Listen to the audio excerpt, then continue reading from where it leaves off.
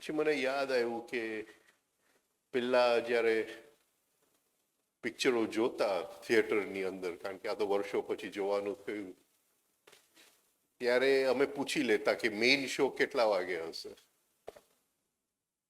એટલે આ બધી એડવર્ટાઇઝમેન્ટમાંથી આપણે બચી જાય બધા. મેઇન શો જોવાનો એ નજીક આવે એમ નથી, પડી જાય છે એને કંઈક.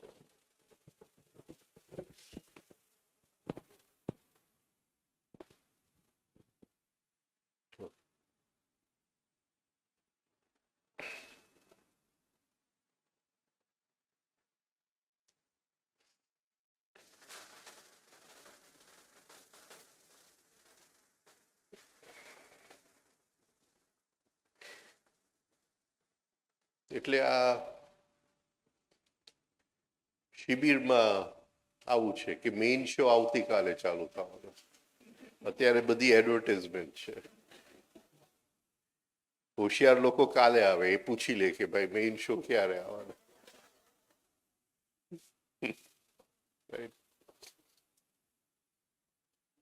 સમજને વાલે સમજ ગए, ન સમજે वो अनाड़ी है.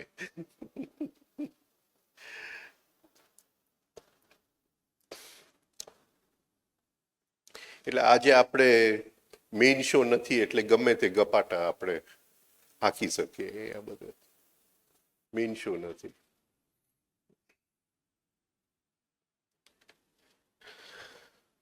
મને એમ થયું કે થોડી પર્સનલ વાત કરું.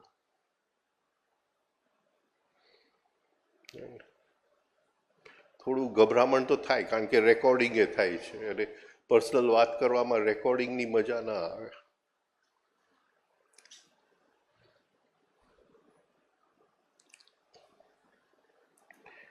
લગભગ 2 વર્ષ પહેલા મારા મધર જે છે એમનું શરીર શાંત થયું. એટલે હું થોડો તે વખતે બેસી અને અંદર જોવાની કોશિશ કરતો હતો કે મારો કઈ જાતનો એની સાથે સંબંધ હતો.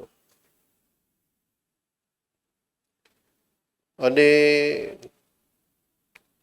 મારા તરફથી એ સંબંધ જે છે એને હું કઈ રીતે એનું બેલેન્સ કરી શકું.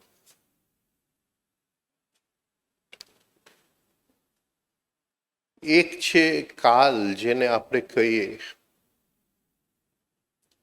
કે જીવનથી મૃત્યુ, એ કાલની રેખા છે. એમાં જે ઘટના વહી ગઈ એ ઘટના પાછી આવી ન શકે, એ તો પૂરું થઈ ગયું. પણ એ ઘટનાની અંદર મેં કયા લેવલ ઓફ બીઈંગથી વર્તન કર્યું હતું, કયા લેવલ ઓફ બીઈંગથી એ ઘટનાની અંદર હું ઉતરેલો, એ હજી કાલની અંદર પડેલું છે, એ હજી નાવની અંદર પડેલું છે, આ ક્ષણની અંદર એ પડેલું છે. ભલે 20 વર્ષ નીકળી ગયા, ભલે 30 વર્ષ નીકળી ગયા. તો આ તો એક ઉદાહરણ છે સંબંધ તરીકે. પણ કોઈની સાથે પણ જ્યારે આપણે સંબંધમાં ઉતરીએ છીએ, કોઈ પણ રિલેશનશિપ. મારો દીકરો મને મળવા આવ્યો તો એની સાથે મેં અભિમાનથી વાત કરી કે હું તારો બાપ છું, સમજતો નથી કે આ તો એ જે ક્ષણ આપણે બેવ મળ્યા, એ ક્ષણની અંદર મારો લેવલ ઓફ બીઈંગ હાયર હતું કે લોઅર હતું? અને એ કાલની અંદર એ લેવલ ઓફ બીઈંગ રેકોર્ડ થઈ ગયો, એ પડેલું છે એ કાલની અંદર.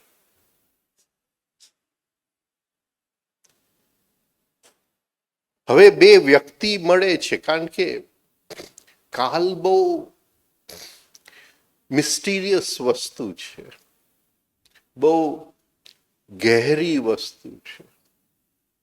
હવે એ જે મેં વર્તન એની સાથે કર્યું અભિમાનમાંથી, તોછડાઈમાંથી, તો એનો કોઈ દિવસ આપણે હિસાબ લઈએ છીએ કે નથી લેતા? તો એક વ્યક્તિ ગઈ તો હું હિસાબ મેં પહેલી વખત બેસીને મેં હિસાબ લીધો કે મારો કઈ જાતનો સંબંધ હતો એની સાથે, કઈ કઈ જગ્યાએ એને તોછડાઈથી મેં વાત કરેલી, કઈ કઈ જગ્યાએ એને દુઃખ પહોંચાડ્યું હતું.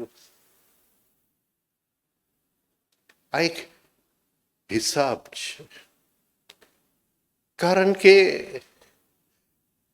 કાલ એક સાયકલ છે, એક સર્કલ છે. એ જગ્યાએ જે મેં એ કરેલું એ હું ફરીથી કરવાનો જ છું, એ નક્કી જ છે. આ મશીનની જેમ જ ચાલે છે. અનલેસ હું ત્યાં જઈને એને બદલાવી શકું.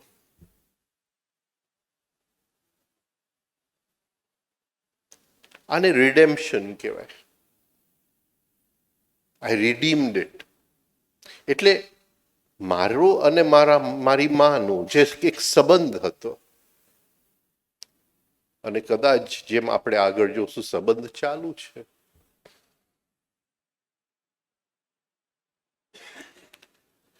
તો એ સંબંધની અંદર હિસાબ લેવાની મેં કોશિશ કરી નાનપણથી. અને ધીમે ધીમે ધીમે શું છે, પાના જે છે એ ઉખડી આવ્યા કે આ ક્ષણે એની સાથે મેં બહુ ખરાબ વ્યવહાર કર્યો હતો. અને એ મારા એસેન્સની અંદર એ રેકોર્ડ થયેલું છે, એ પડેલું છે. હવે પ્રશ્ન એ થાય કે એને હું અત્યારે સુધારી શકું? એ ઘટનાને હું ફરીથી પાછું ન બોલાવી શકું. તો કેટલું મેં એને દુઃખ પહોંચાડ્યું હશે, કેટલું મેં એની સાથે જે વર્તન કર્યું.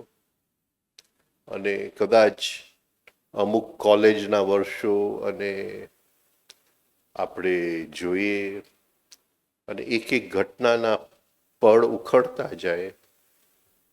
જસ્ટ તમારી સાથે આજે આ વાતચીત જ કરું છું કે એ શિબિર જેવી વાત નથી, આપણે એડવર્ટિઝમેન્ટમાં છીએ. હજી મેઇન શો આવતીકાલે છે, એટલે બહુ ગંભીર વાત નથી.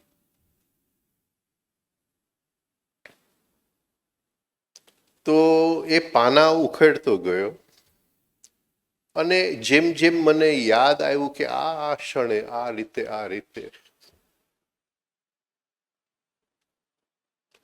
પછી મેં જોયું કે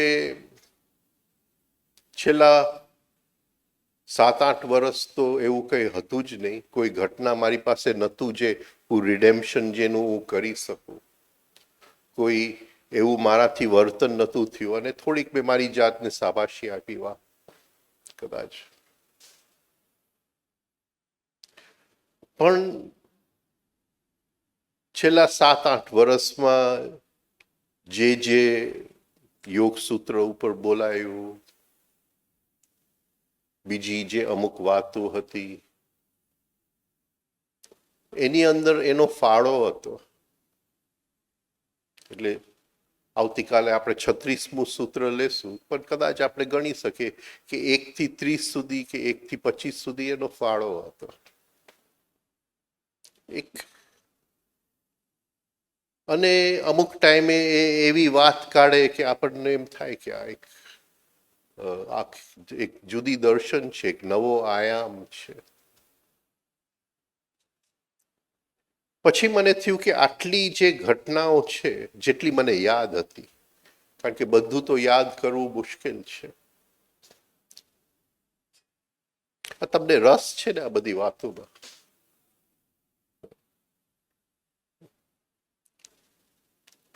તો એને હું કઈ રીતે સુધારું? મને એક વસ્તુ ખ્યાલ આવ્યો કે જ્યારે આપણે વર્ટિકલ ટાઈમમાં પ્રવેશ કરીએ છીએ, થોડુંક કોન્શિયસનેસની સીડી ચડીએ છીએ,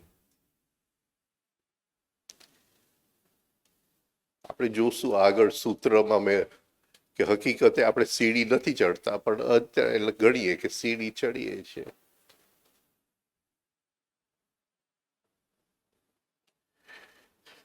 તો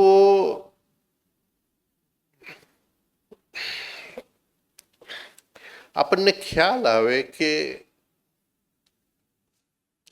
ઘટનાઓ જે છે એ લિનિયર ટાઈમમાં છે. આ કાલની જે રેખા જન્મથી મૃત્યુમાં ચાલે છે, પણ ઘટનાઓની અંદર જે આપણું લેવલ ઓફ બીઈંગ જે પડેલું છે એ લિનિયર ટાઈમમાં નથી. એ હંમેશા અવેલેબલ જ છે.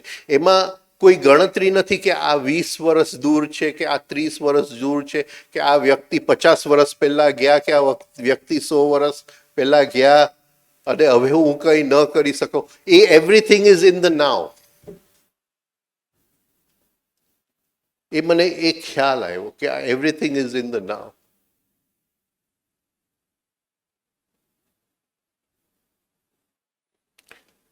તો એટલે એ દૂર નથી, એને આપણે સુધારી શકીએ એમ છે. એ ઘટનાને સુધારી શકીએ એમ છે. કઈ કઈ ઘટનાઓ મેં લોઅર લેવલ ઓફ બીઈંગમાંથી, મેં મિકેનિકલ રિએક્શનમાંથી મેં વર્તન કર્યું.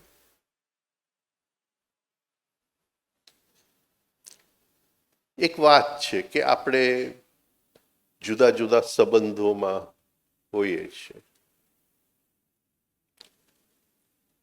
તમારો દીકરો કે દીકરી કે કંઈ તમને મળવા આવે, તો એની સાથે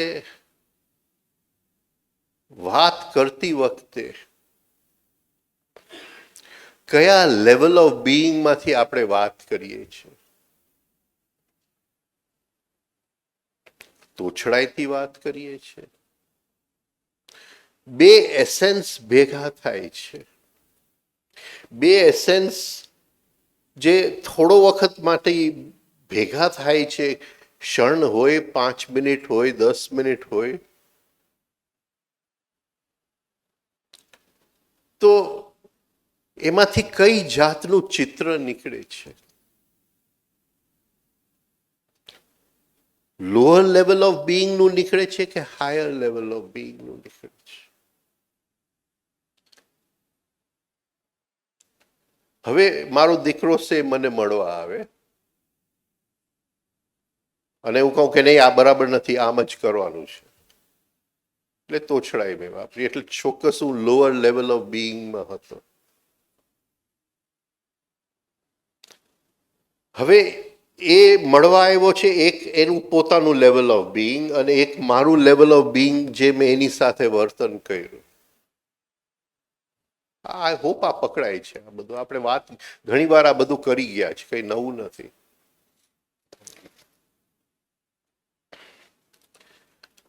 તો એ જે ક્ષણ છે, એમાં શક્યતાઓ ઓછી હશે કે વધારે હશે?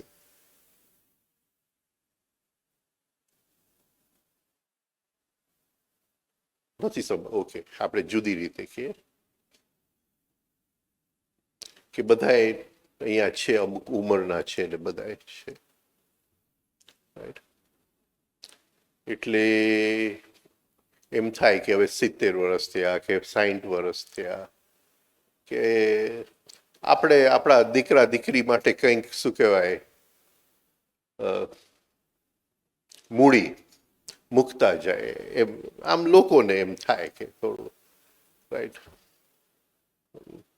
આપણે ભરોસો ન હોય કે કોઈક એનું ધ્યાન રાખશે.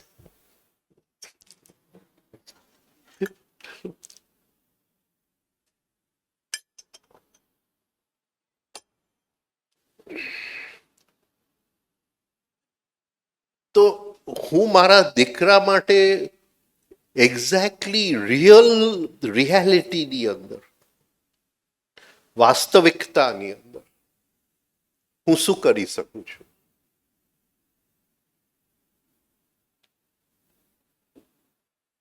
હું શું કરી શકું છું? હું જો હાયર લેવલ ઓફ બિંગ થોડો કોન્શિયસનેસ ચડીને થોડું સેલ્ફ ઓબ્ઝર્વેશન લઈ આવીને થોડી સ્વ સંવેદના લઈ આવીને થોડું સેલ્ફ રિમેમ્બરિંગ લઈ આવીને એની સાથે જો વાત કરું તો એ દીકરાની શક્યતાઓ વધી જાય કે ઘટી જાય?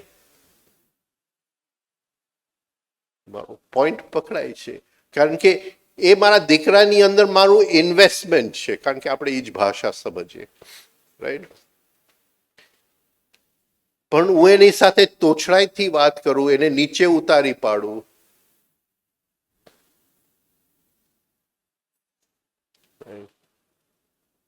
તો એ વસ્તુ ત્યાં રેકોર્ડ થઈ ગઈ.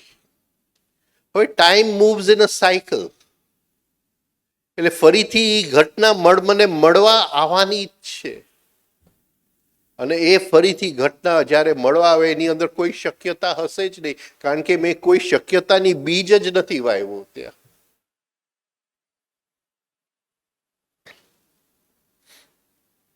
આ કાલનું ચક્ર આ રીતે ફરે છે.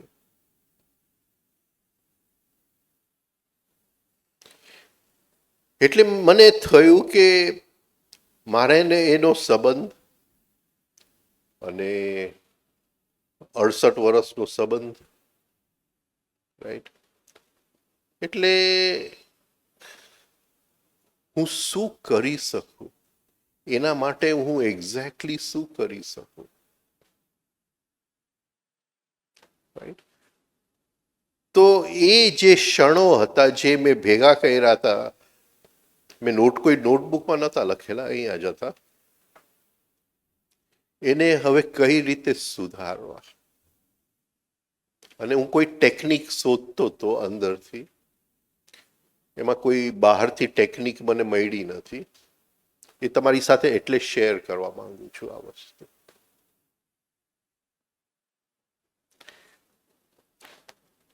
હવે બે વસ્તુ છે, વિઝ્યુલાઇઝેશન અને સેન્સિટિવિટી. સેન્સિટિવિટી એટલે સંવેદનાની શક્તિ.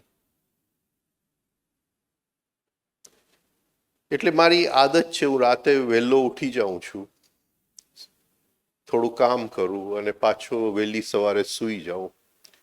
તો એ વહેલી સવારે સૂઈ જાઉં એની પહેલા થોડોક મંત્ર યોગ કરું કે કંઈ કરું. તો મેં એને વિઝ્યુલાઇઝ કરવાનું ચાલુ કર્યું. એટલે હૃદયની અંદર એને વિઝ્યુલાઇઝ કરી લો, અને આ 5 મિનિટનો જ પ્રયોગ છે. અને એકદમ સરસ રીતે, એટલે શૃંગાર સાથે, એમને એમ નહીં, શૃંગાર સાથે. હવે બે વસ્તુ છે, એક સ્થૂલ રૂપ અને સૂક્ષ્મ રૂપ. સ્થૂલ રૂપ જે છે એ ક્રિમેશન ગ્રાઉન્ડમાં શું કહેવાય, અગ્નિ સંસ્કારમાં પૂરું થઈ જાય છે. સૂક્ષ્મ રૂપ નથી જતું, સૂક્ષ્મ રૂપ યાત્રા કરે છે. જીવનું પોતાનું એક સૂક્ષ્મ રૂપ છે. એ 5 ઇન્દ્રિયોની ક્ષમતામાં નથી આવતું, એ જુદી વાત છે. એની માટે કોઈક જોવા માટે કદાચ કોઈક સ્પેશિયલ ઇન્દ્રિયને ડેવલપ કરવું પડે, એ જુદી વાત છે.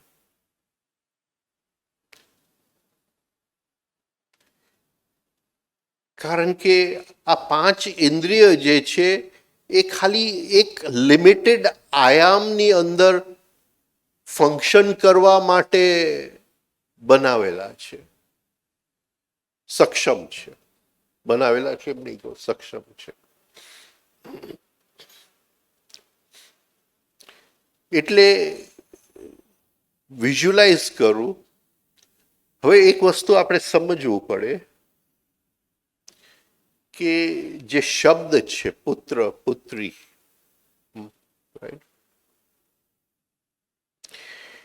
એનો એક ગહેરો અર્થ થાય છે કે the form repeats.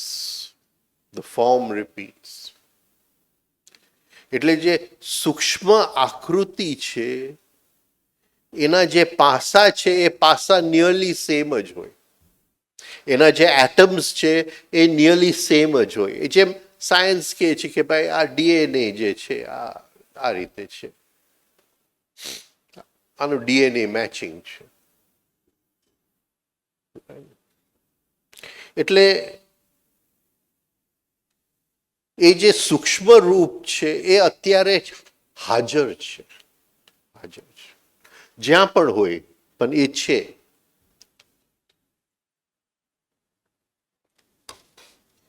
સ્થૂળ રૂપ છે એ હોરિઝોન્ટલ ટાઈમમાં છે. સૂક્ષ્મ રૂપ સ્થૂળ રૂપ દ્વારા હોરિઝોન્ટલ ટાઈમમાં આનંદ લે છે, સંબંધમાં આવે છે, અને સ્થૂળ રૂપ પડી જાય પછી સૂક્ષ્મ રૂપ હોરિઝોન્ટલ ટાઈમમાં નથી રહેતું. કદાચ એની ઈચ્છાઓ જ હોરિઝોન્ટલ ટાઈમમાં રહી ગઈ હોય. હોરિઝોન્ટલ ટાઈમ સમજો છો ને, એને ગુજરાતી હોરિઝોન્ટલ નું એક્ઝેક્ટલી આપણે નહીં.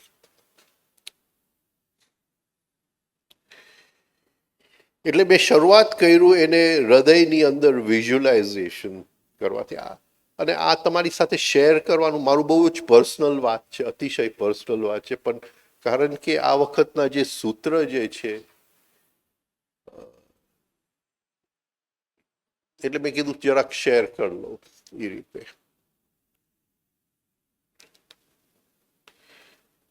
હવે એ થોડા મહિનાઓથી આ રોજ હું 5 મિનિટ એને શું કહેવાય હૃદયની અંદર વિઝ્યુલાઇઝ કરતો હતો, પછી એને સેન્સ કરતો હતો, એને સંવેદના લેતો હતો. એટલે હવે બે વસ્તુ ભેગી થતી હતી, વિઝ્યુલાઇઝેશન પ્લસ સેન્સિટિવિટી.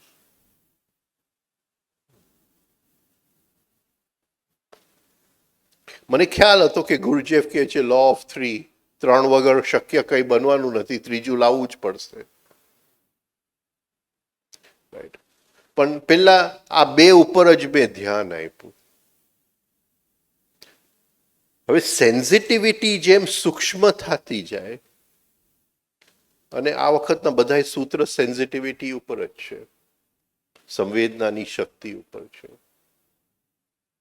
એટલે સંવેદનાની શક્તિ જેમ સૂક્ષ્મની અંદર પ્રવેશ કરી શકે, તો એ જે ફોર્મની અંદર સૂક્ષ્મ ફોર્મ છે એની સંવેદના ચાલુ થઈ જાય. રાઈટ. એટલે પહેલા વિઝ્યુલાઇઝ કરું, પછી એની અંદર સંવેદના લઈ આવવાની કોશિશ કરું. આવી રીતે 6 મહિના નીકળી ગયા પછી મારે વિઝ્યુલાઇઝ કરવું નહોતું પડતું, એ સ્વપ્રકાશિત જ ત્યાં હતા.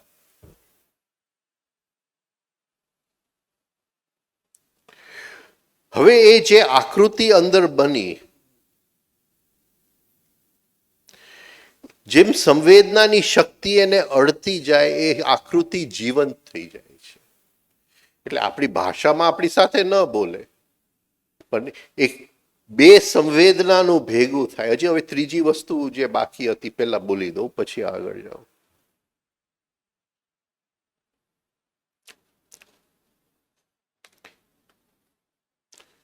કે પહેલા મેં વિઝ્યુલાઇઝેશનથી ચાલુ કર્યું, પછી સેન્સિટિવિટીથી ચાલુ કર્યું, એમાં એડ કર્યું, ચાલુ ન કર્યું, એડ કર્યું. અને પછી મને ખ્યાલ હતો કે હજી ત્રીજી વસ્તુ નહીં હોય ત્યાં સુધી કંઈ બનશે નહીં. એટલે પ્રેઝન્સને સેન્સ કરતો હતો. એટલે સેન્સિટિવિટીના બે છેડા થયા. એક છેડા જે અંદર જે વિઝ્યુલાઇઝડ મૂર્તિ હતી એ, અને એક જે હું હાજર છું અને આ બધું જોઈ રહ્યો છું અને એની અનુભવ કરી રહ્યો છું એની. એ બે, આ જ્યારે ત્રણ ભેગા થયા ત્યારે એ સ્વપ્રકાશિત બની ગયું અંદરથી. જ્યારે અંદર એ વિઝ્યુલાઇઝ કરીએ અને એ ધીમે ધીમે સ્વપ્રકાશિત બનતી જાય. આગળ જો વધવું હોય તો આપણને બહુ ધ્યાન રાખવું પડે કે આ જે ચાલે છે એની સાથે કોઈ પણ આપણો રાગ દ્વેષ ઉત્પન્ન ન થાય. મારા મધર જે હતા એ તો ગયા સ્મશાન ઘાટમાં, રાઈટ. આ એને ફરીથી અંદર મેં જીવંત કર્યા. એ રાગ દ્વેષ જો ત્યાં આવી જશે તો આખું પ્રોસેસ બગડી જશે કે તું મારી માં છે ને હું તારો દીકરો છું તો પૂરું થઈ ગયું, વાત પૂરી થઈ ગઈ, રાઈટ. મને તારા વગર ગમતું નથી ને આમ ને તે, એ જો બધું આવશે, લાઇક્સ ડિસલાઇક્સ. એટલે હવે જો આની અંદર આગળ વધવું હોય તો લાઇક ડિસલાઇક સાથે ન, એક સંબંધ છે પણ હાયર સંબંધ છે. હવે એની અંદર જે જે ઘટનાઓ આપણને યાદ આવી શકે, રાઈટ. અને જેમ આપણે, હું એને અત્યારે ગાળ આપું ને આવતીકાલે જઈને એને સોરી માંગવું, એને બે હસીએ અને બધું બરાબર થઈ ગયું બધું હમણાં બે વચ્ચે. એટલે એ એક એક ઘટનાને યાદ કરવાના છે. એ ઘટનાની અંદર કોઈ પણ અટેચમેન્ટ ન હોવું જોઈએ કે મેં ખોટું કર્યું કે મેં સાચું કર્યું.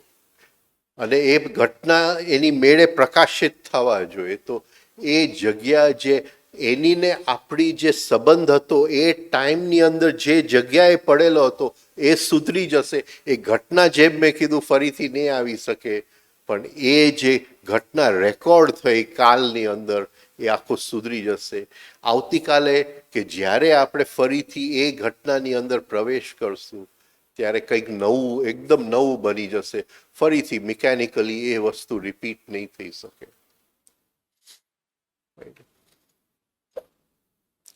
તો આ એક ટેકનિક છે. અને ધીમે ધીમે એ ઘટનાઓમાંથી હું મુક્ત થતો ગયો. એક રિડેમ્પશન, જેમ મેં કીધું કે આ એક શેરિંગની વસ્તુ છે. આમાં મારી ઈગોની કોઈ વાત હું મૂકતો નથી આની અંદર. પછી આ વખતે જ્યારે હું સૂત્ર કરતો હતો ત્યારે વાતચીત નહીં, જેમ આપણે ભાષામાં વાતચીત નહીં, પણ એ સ્થિતિમાંથી બહાર આવું તો મને કંઈક નવો આયામ પકડાય, નવો દર્શન પકડાય. એટલે એક જાતનો જુદો સંબંધ બંધાઈ ગયો, રાઈટ. જુદો સંબંધ બંધાઈ ગયો. આ બહુ કિંમતી વસ્તુ છે જે મેં બહુ મારું જે પર્સનલ પ્રાઇવેટ તમારી સાથે મેં શેર કર્યું છે. આગળ કદાચ તમારા જીવનમાં ક્યાંક ઉપયોગી આવી શકે છે. તો આ વખત જે સૂત્ર લેવાના છે, 4 સૂત્ર, એમાં થોડું મારા મધરનો હાથ પણ છે. એનું થોડું શું કહેવાય શેરિંગ છે એની અંદર, રાઈટ. આ બહુ અદ્ભુત પ્રોસેસ છે, રાઈટ. એટલી બધી સૂક્ષ્મ સંવેદનાઓ અંદરથી ઉઘડવા માંગશે. એક જુદા આયામમાં આપણે પ્રવેશ કરી શકશું જે આ 24 કલાક જે સંસાર ચાલે છે એના કરતાં એક જુદા કાલના આયામની અંદર પ્રવેશ કરશું. તો જ્યારે આપણે વિઝ્યુલાઇઝ કરીએ છીએ ત્યારે હૃદયની અંદર પહોંચીએ છીએ. હૃદય એટલે અનાહત ચક્ર નહીં, અનાહતની નીચે એક નાનું ચક્ર છે હૃદય ચક્ર. એ ચક્રની અંદર પહોંચીએ છીએ. જ્યારે સેન્સિટિવિટી એ વિઝ્યુલાઇઝેશન સાથે જોડાઈ જાય છે ત્યારે એ જે આકૃતિ છે એની અંદર જીવન આવી જાય છે. અને પછી જે છે એક જુદું તમને એક આયામ ને સંવેદનાની આયામ, જેની અંદર ભાષા નથી, જેની અંદર લોજિક નથી, જેની અંદર કોઈ જાતની જેને આપણે કહીએ કે ગ્રામર નથી, રાઈટ, પણ એક જુદું ડાયરેક્ટ સમજણનું એક આયામ છે. અને એ આયામમાં આપણે પ્રવેશ કરી શકશું. થોડીક મને થયું કે આપણે ખાલી એડવર્ટિઝમેન્ટમાં છે, મેઇન શો ચાલુ નથી થયો, રાઈટ. તો પેલા મને હતું કે રેકોર્ડિંગ આજનું બંધ રાખવું, પણ હવે પછી એમ થયું કે નહીં, મારી માટે બરાબર નથી, રાઈટ. તો કોઈને કંઈ પૂછવું હોય તો પૂછી શકે છે.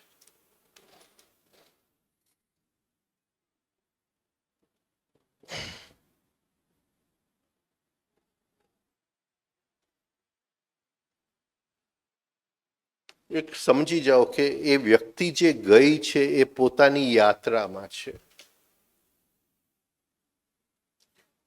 અને મારા ક્ષણ જે હું એમની સાથે બદલતો જાઉં છું એ એની પોતાના એસેન્સની અંદર એ ક્ષણ જ્યાં એ અત્યારે છે ત્યાં એ બદલતા જશે. એટલે એ જ્યાં છે ત્યાં એની માટે નવી શું કહેવાય શક્યતાઓ ખુલતી જશે, નવા આયામો ખુલતા જશે. એટલે આ એક કરવા જેવો પ્રયોગ છે.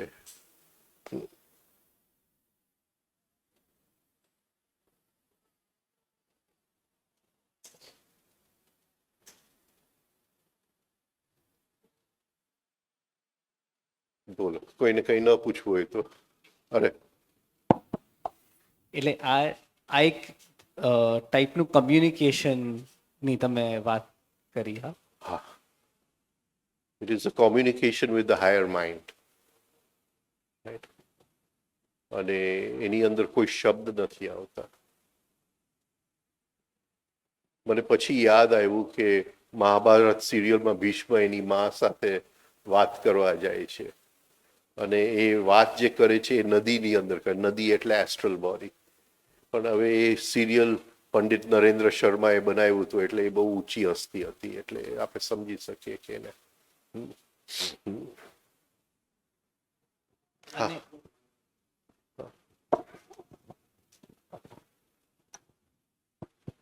એટલે આખી ભૂતકાળ ટ્રાન્સફોર્મ થઈ જાય.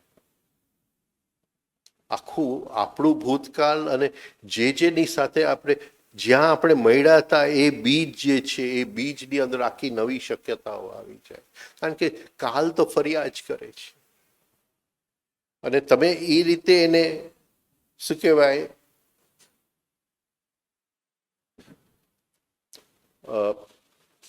એને લિનિયર ટાઈમમાં ન લેતા, હોરિઝોન્ટલ ટાઈમમાં ન લેતા, રાઈટ. હું કહું કે મારા મધરની સાથે જે ભૂતકાળના પ્રસંગો હતા એને એમાં મેં પ્રકાશ લઈ આવવાનું કોશિશ કર્યું, રાઈટ. હા, તો એમ નહીં સમજતા કે હવે 100 વર્ષ પછી હું નવો જન્મ લઈશ ત્યારે મળશે, એવું નથી. એ આવતીકાલે જ થી ચાલુ થઈ જાય છે, એ ક્ષણથી જ ચાલુ થઈ જાય છે. થોડું આ તમારી સાથે શેર કર્યું આ રીતે. આમાં કાલનો કોઈ સંબંધ નથી. કોઈ 40 વર્ષ પહેલા ગયું કે 30 વર્ષ પહેલા ગયું કે 10 વર્ષ પહેલા ગયું, એની સાથે કાલનો કોઈ સંબંધ નથી. હા બોલો બેન, બોલો. આપણે જ્યારે વિઝ્યુલાઇઝેશન કરીએ ને સેન્સિટિવિટી, તો જે વ્યક્તિ હાજર નથી તો આપણને સૌથી પહેલાં તો એની સાથેનો જે સંબંધ છે એ જ રિકોલ થશે ને મગજમાં, લાઈક કે એ મધર છે કે ફાધર કે દીકરી. વિઝ્યુલાઇઝેશન એટલે ફોટોગ્રાફ. ઓકે. પહેલા એને વિઝ્યુલાઇઝ કરવી, સેન્સિટિવિટી પછી લઈ આવજો. ઓકે. હા, અને પછી એ જે પહેલા ઘટના પહેલા કાંઈ. મૂર્તિ બનાવજો, પછી મૂર્તિની અંદર ભાવ ઉત્પન્ન કરજો. ઓકે. આ અંદરના શિલ્પકાર, બહારનો શિલ્પકાર નહીં. Thank you.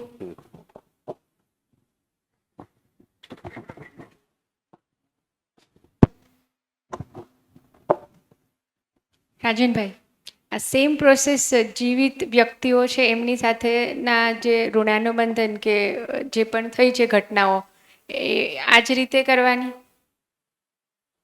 એ મને સમજાયું નથી. આ તમે જે વાત કરી કે જે પાસ્ટ અવે છે એના માટેના વાત કરી, પણ જે લોકો જીવે છે સાથે, પણ એમની સાથે આપણા પાસ્ટમાં અમુક એવા ઘટનાઓ બની છે કે અમુક આપણે એવી રીતે બિહેવ કર્યું છે, તો એમાં આપણે કઈ રીતે કરી શકીએ?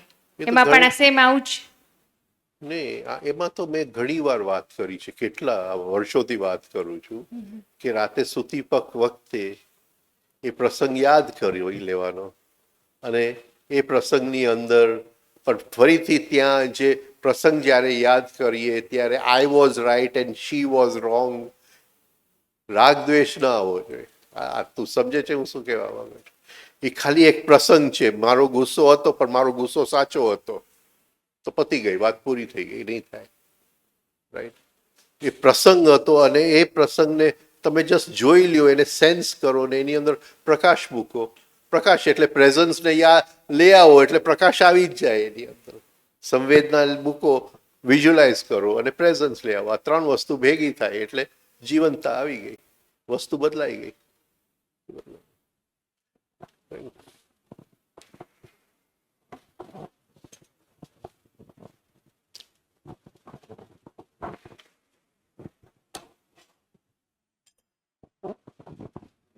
એટલે છે ને, જે આપણો 20 વર્ષ કે 30 વર્ષ પહેલાનો જે કાંઈ પ્રસંગ હોય એ આપણે બની ગયો, પણ એ આપણે યાદ કરીએ તો આપણને રાગ દ્વેષ તો રહે જ છે. તો એ રાગ દ્વેષમાંથી મારે કેમ બહાર નીકળવું?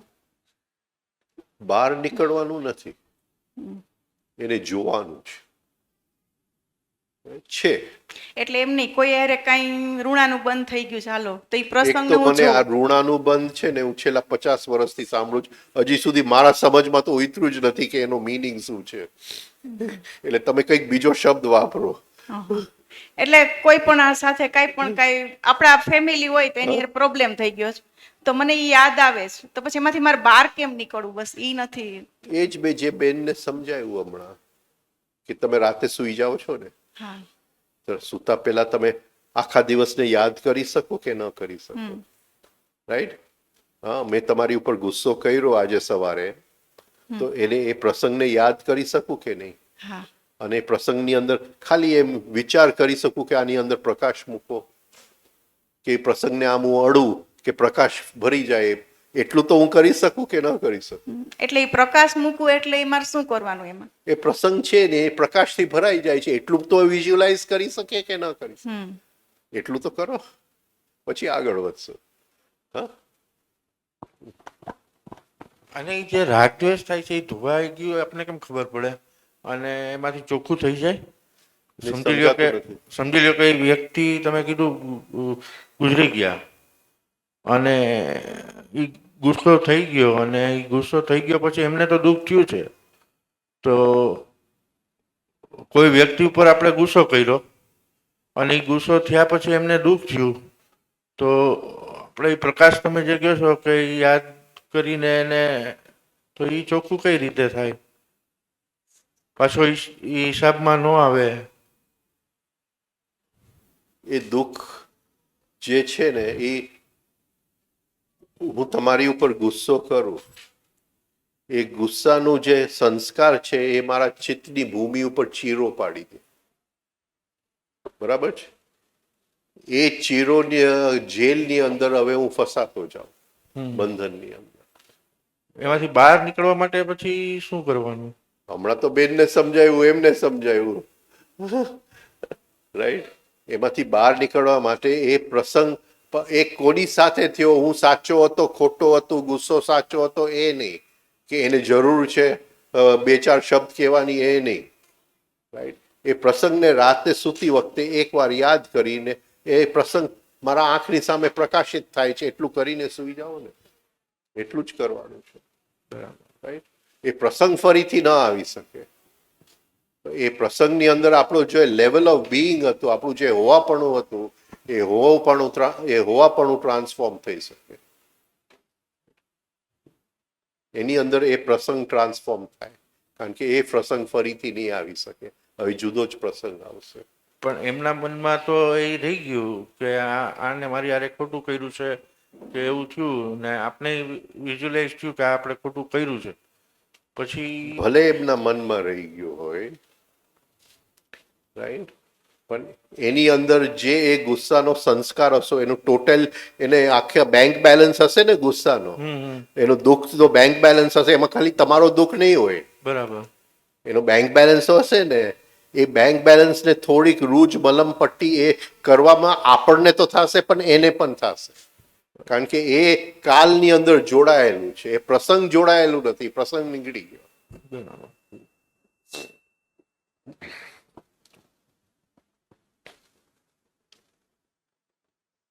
પૂરું કરીએ? ચલો, થેન્ક યુ, ગુડ નાઇટ.